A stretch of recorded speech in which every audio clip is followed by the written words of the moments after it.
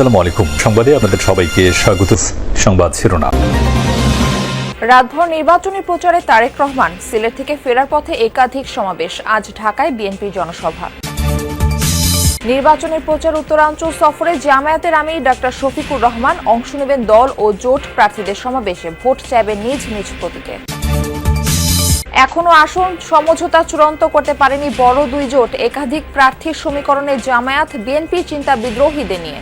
যারা বিএনপি বলে পরিচয় দেন প্রতিটা নেতা কর্মী সমর্থক ভোটাররা সবাই ঢাকা 12 আসনে বিপ্লবী ওয়ার্কার্স পার্টির এই কোদাল মার্কার পক্ষেই প্রত্যেকে কাজ করবেন।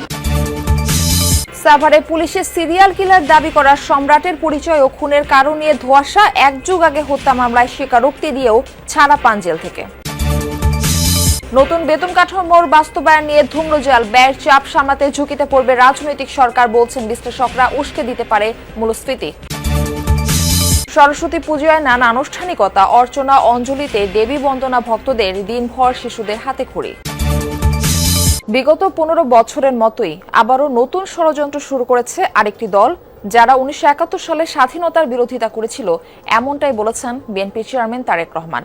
বৃহস্পতিবার রাতে নরসিংদীর বাসাইল পৌর শিশু পার্কে জেলা বিএনপির আয়োজিত নির্বাচনী জনসভায় এসব কথা বলেন তিনি। এ সময় দেশ ও জাতির বিভিন্ন সমস্যা সম্ভাবনা তুলে ধরেন তারেক রহমান। বলেন, দেশের মানুষ পরিবর্তন চায়, সুশাসন চায়, তারা আর দুর্নীতি দেখতে চায় না। ইদানিং একটি রাজনৈতিক দলের লোকজন বাড়ি বাড়ি গিয়ে মা বোনদের জান্নাতের টিকিট বিক্রির কথা বলে বিভ্রান্ত করছে বলেও মন্তব্য করেন বিএনপি চেয়ারম্যান। বিগত 15 বছর যেরকম আপনাদের ভোটের অধিকার, কথা বলার অধিকার কেড়ে নিয়ে আসছিল, ভোট নিয়ে যে ষড়যন্ত্র হয়েছিল, এইরকম ষড়যন্ত্র কিন্তু আবার চালু হয়েছে। আরেকটি দল এই ষড়যন্ত্র করছে। একটি গোষ্ঠী সেই স্বাধীনতার বিরোধিতা করেছিল। জানেন কখন আপনারা? জানেন আপনারা? সেদিন যদি তারা সেই দেশের মানুষের স্বার্থের বিরোধিতা না করত, তাহলে এত লক্ষ লক্ষ মানুষ শহীদ হতো না। ত্রয়োদশ জাতীয় সংসদ নির্বাচনের প্রচারণার অংশ হিসেবে পঞ্চগড়ে 10 দলীয় ঐক্যের জনসভা আজ। জেলার চিনিকল মাঠের এই জনসভায় যোগ দিবেন জামায়াত ইসলামীর আমির ডাক্তার শফিকুর রহমান। সকাল 11টায় শুরু হবে এই জনসভা। এ সময় দেশের বর্তমান রাজনৈতিক পরিস্থিতি এবং জামায়াত ইসলামের নির্বাচনী অঙ্গীকার নিয়ে বক্তব্য রাখবেন দলটির আমির। একই সঙ্গে তিনি দলীয় নেতাকর্মীদের জন্য প্রয়োজনীয় দিক নির্দেশনাও দিবেন।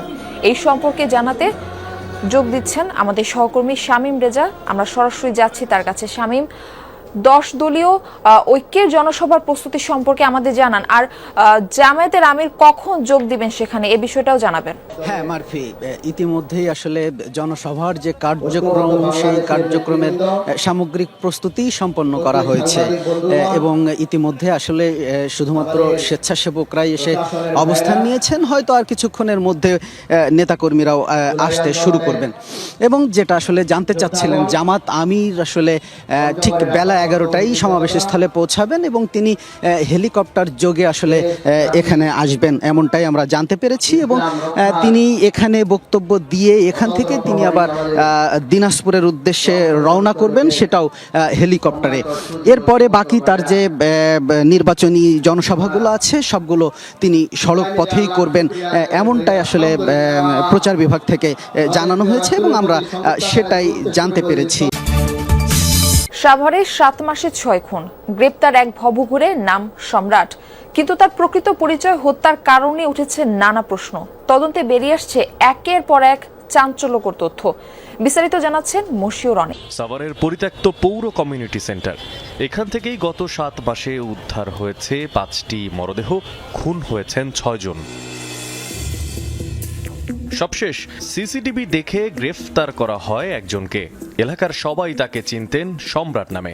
পুলিশকে এক এক সময় এক এক পরিচয় দেয়া সম্রাট সবশেষ দাবি করেন তার নাম মশিউর রহমান খান সম্রাট।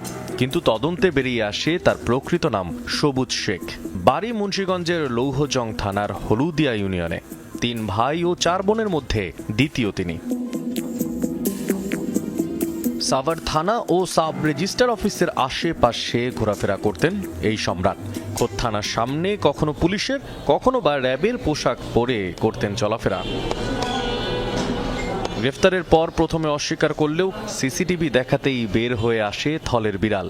সবুজ শেখ ওরফে সম্রাট স্বীকার করেন সব। প্রাথমিকভাবে অবৈধ সম্পর্কের জেরে খুনের কথা বললেও বাস্তবে পাওয়া যায়নি এর কোনো সত্যতা। আমরা যতটুকু আদালতের মাধ্যমে শুনতে পেরেছি, সে বিকৃত যৌনর লিপ্ত থাকতো। সে যাকে টার্গেট করত, সেই মেয়ে বা নারীর দিকে যদি অন্য কেউ দেখতো, তাকে সে কৌশলে এখানে এনে খুন করত। ওনাকে তো প্রায় 2-3 বছর দিয়ে দেখি এখান দিয়ে চলাফেরা করে, কথাবার্তায় যে বোঝা যায়। আমার মনে হয় না উনি পাগল, কথাবার্তা একবার সুষ্ঠুভাবে কথা বলতেছে, ভালোভাবেই কথা বলে। ওই যে ওই জায়গায় বেঞ্চে বসে অনেক কিছু লিখতো, তারপর ওই জায়গায় এসে কিছু চাইলে দিতাম, খাইতো আর কি। মাঝে মধ্যে আবার যদি আমরা উকি মারতে গেতাম কি লিখতো, কিন্তু দেখতে দিত না, শুধু ধমক মেনা সরাই দিত। এখন পর্যন্ত 6 হত্যার অভিযোগ সম্রাটের বিরুদ্ধে। গেল বছর 4 জুলাই 75 বছরের আসমা বেগম, এরপর 29 আগস্ট এক অজ্ঞাতনামা যুবক, 11ই অক্টোবর খুন হন এক অজ্ঞাতনামা তরুণী, 19 ডিসেম্বর আগুনে পোড়া এক পুরুষকে উদ্ধার করা হয় একই ভবন থেকে। 4 জুলাইয়ের হত্যা বাদে বাকি সবগুলোই একই কমিউনিটি সেন্টারে সংঘটিত হয়েছে। আমরা তদন্ত করতেছি, দেখি সে আসলে তার পিছনে কেউ আছে কিনা, এটা তো আমরা তদন্ত করব। তার কোনো ব্যাংক ডিটেলস পাইনি ভাই। তার যে সে নাম দিছে, ওই নামে আমরা আমাদের যে আছে ওই জায়গায় সার্চ দিছি, তার নামে কোনো রকম কিছু নাই। সবশেষ 2 খুনের সুরাতহালে উঠে আসে পুড়িয়ে দেওয়া 2 জনের একজন কিশোরী হলেও অন্যজন ছিলেন তৃতীয় লিঙ্গের। এরই মধ্যে 164 ধারায় স্বীকারোক্তিমূলক জবানবন্দি দিয়েছেন সম্রাট। এর আগে 2019 সালে সাভার থানার মাদক মামলায় গ্রেফতার হয়েছিলেন তিনি। এর মাঝে যমুনা টিমের হাতে আসে নতুন আরেক চাঞ্চল্যকর তথ্য। 2014 সালে সাভারের হেমায়েতপুরে 30 বছর বয়সী শাওন নামের এক যুবককে শ্বাসরোধ করে হত্যার দায় স্বীকার করেছিলেন এই সম্রাট। আদালতের সামনে 164 ধারায় জবানবন্দি দিয়েছিলেন তিনি। প্রশ্ন হচ্ছে, এর পরেও কিভাবে জেল থেকে বেরিয়ে এসেছিলেন সম্রাট?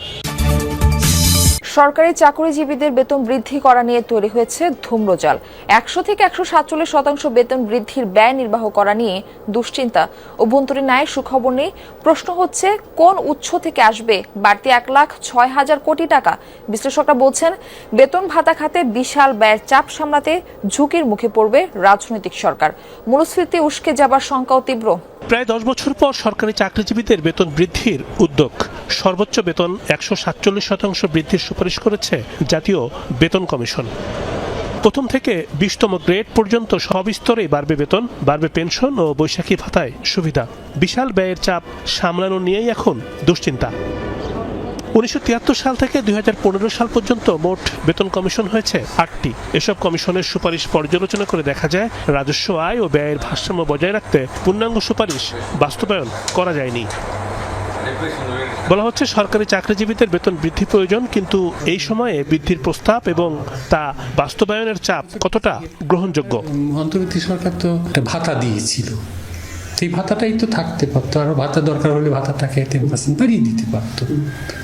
এবং নতুন সরকার যখন নির্বাচন হচ্ছে, নির্বাচিত সরকার তো আসার তো আর খুব একটা দেরি নেই, তাহলে নির্বাচিত সরকার এসে তারাই তো পে কমিশনটা করতে পারতো।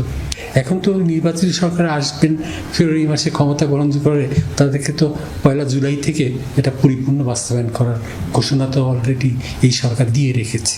তখন তো এর ব্যত্যয় ঘটালে তখন তো একটা বিশৃঙ্খল পরিস্থিতি সৃষ্টি হয়।